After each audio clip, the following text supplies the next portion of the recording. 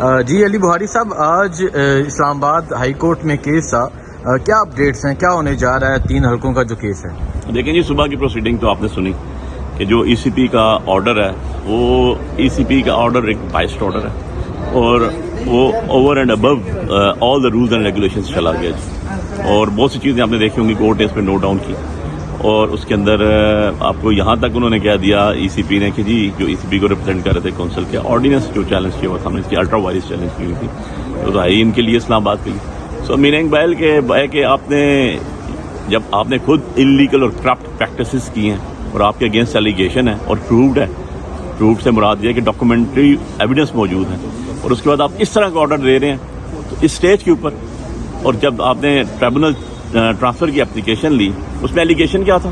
Biases نہیں تھا، کسی بھی قسم کا بائسنس کوئی اس میں وہ نہیں تھا اور کوئی لیگل فارمیلٹی اس کے اندر ایسی نہیں تھی جو پوری نہ کی گئی ہو، اور کسی بھی جگہ انہوں نے سپریم کورٹ میں چیلنج ہی نہیں کیا. آرڈر چیلنج نہیں ہے، جج بائس نہیں ہے، تو what else is requirement for the purpose of transfer of a case?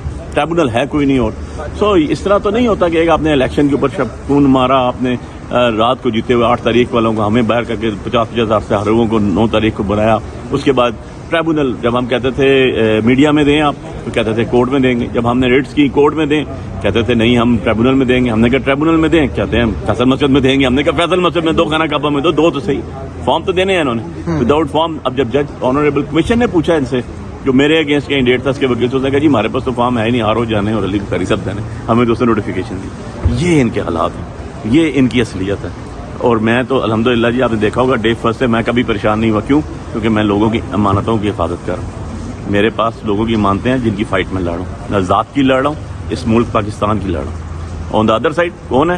جو جھوٹے الف اٹھاتے ہیں، جو جھوٹ بولتے ہیں، جو صبح سے رات تک کسی کو فیس نہیں کر سکتے. ان کی فیس ویلیوز دیکھیں، آپ کو دودھ کا دودھ اور پانی کا پانی ہو جائے گا. تو ہوپ فلی ابھی 2 بجے انشاءاللہ ہم نے سی ایم ڈالی ہے، ٹیک اپ ہونی ہے پٹیشن.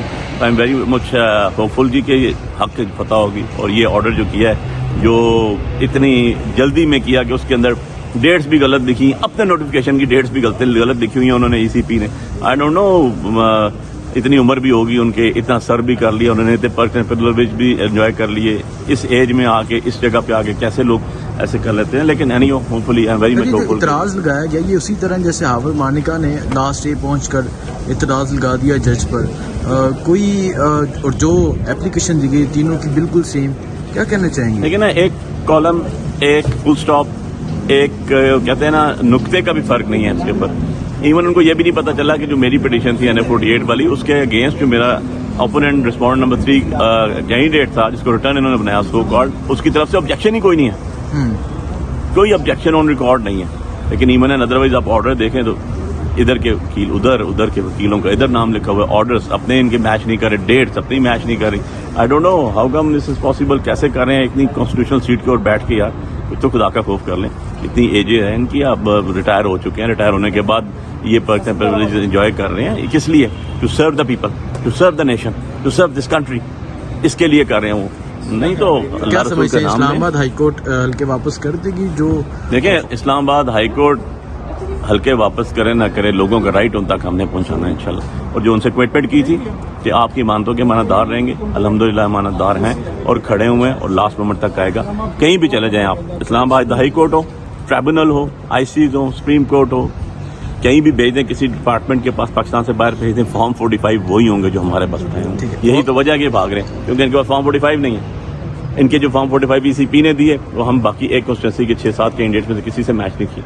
سو میننگ بائی جہاں فراڈ کمٹ ہوا ہے وہ خود جنہوں نے آر او مقرر کیا وہ خود پارٹی ہے پٹیشن کے اندر اور خود ہی چینج کرتے جا رہے ہیں. یار آپ کس کیپیسٹی میں کر رہے ہیں؟ اگر آپ میں تھوڑا سا بھی ایمان ہوتا، ایمان کو لے کے چلتے تو آپ کو کہنا چاہیے تھا کہ جی ہم اس سے سائڈ پہ ہو رہے ہیں، ہم یہ نہیں کر سکتے، آپ سپریم کورٹ میں چلے جائیں اور آرڈرز کو سیل کر لیں.